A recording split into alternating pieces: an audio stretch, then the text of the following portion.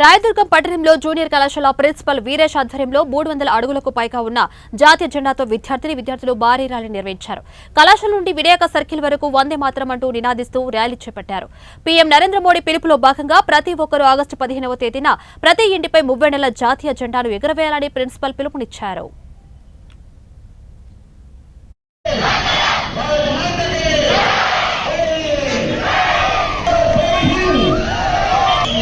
కార్యక్రమంలో భాగంగా మన రాయదుర్గం ప్రభుత్వ జూనియర్ కళాశాల కనకల్ రోడ్లో ఉన్నటువంటి కళాశాల నుంచి విద్యార్థులు భారీ ఎత్తున ర్యాలీ చేసి అదేవిధంగా 300 అడుగుల పైనే ఉన్నటువంటి జాతీయ జెండాన్ని ప్రదర్శించడం జరిగింది.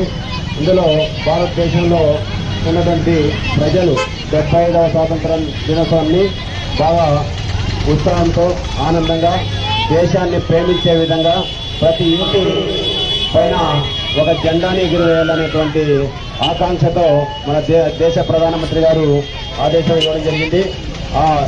దాంట్లో భాగంగానే మన ప్రభుత్వ జూనియర్ కళాశాల ర్యాలీ చేయడం జరిగింది. కావున ప్రజలకు ఒక సందేశం ప్రతి ఇంటి పైన, ప్రతి షాపు పైన, ప్రతి గది పైన ఒక జాతీయ జెండాని ఎగురవేయాలని మంచి ఉత్సాహంతో ఈ దేశ మాతని, దేశాన్ని కాపాడాలని, దేశాన్ని ప్రేమించాలని సదుద్దేశంతోనే ఈ మన ప్రధానమంత్రి గారు ఈ కార్యక్రమాన్ని ఏర్పాటు చేయడం జరిగింది. కావున ప్రజలు ప్రతి ఒక్కరు గమనించి